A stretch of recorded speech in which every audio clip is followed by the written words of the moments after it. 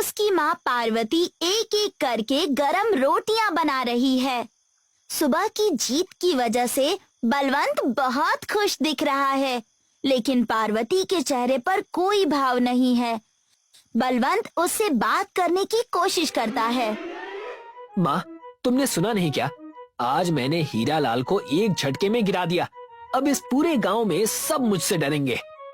पार्वती रुक जाती है और तनाव भरी नजरों से अपने बेटे को देखती है और उसके कंधे पर हाथ रखती है।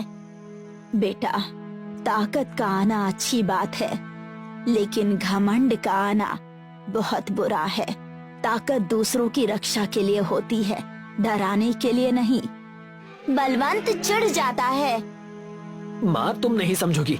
अब जब मैं सबसे आगे हूँ तो तुम मुझे घमंडी कह रही हो। मैं अब किसी के सामने नहीं झुकने वाला। बलवंत गुस्से में अपने कमरे में चला जाता है। पार्वती अभी भी चिंता में होती है। अगले दिन बाजार पूरी तरह भरा हुआ है। सागर एक फल की दुकान पर अपने लिए फल खरीद रहा है।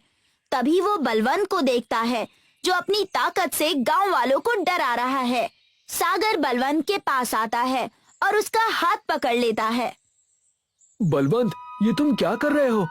उनसे ऐसे बात मत करो, वो सब डर रहे हैं। तुम मुझे मत सिखाओ सागर। अब मैं इस गांव में सबसे ऊपर हूँ। जो भी मेरे सामने आएगा उसको मुझसे भिड़ना होगा। आसपास के गांव वाले धीरे धीरे बातें करने लगते हैं और बलवंत से दूर हटने लगते हैं।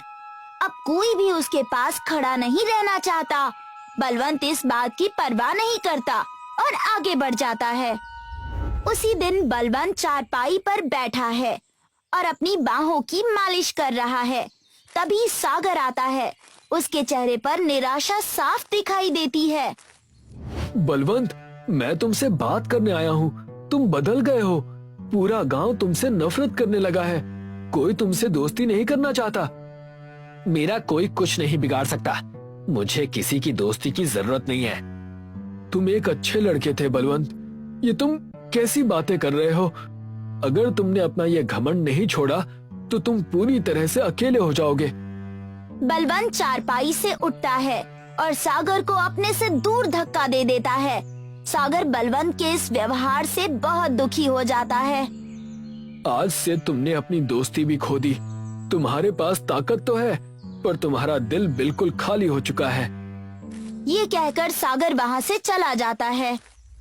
उसी रात कुछ गांव वाले हीरालाल और सागर के साथ चौपाल के पास घेरा बनाकर बैठते हैं और बातें कर रहे हैं।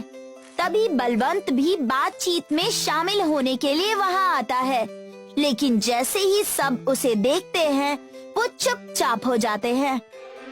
चलो भाइयों, यहाँ घमंडी बलवंत आ गया है। इसके साथ बैठने से अच्छा है कि हम घर चलें। हाँ, हमें किसी ऐसे इंसान के साथ नहीं रहना जिसका घमंड उसके उम्र से बड़ा हो। एक ही पल में सब लोग वहाँ से चले जाते हैं। बलवंत पीछे बिल्कुल अकेला रह जाता है। ये क्या हो गया?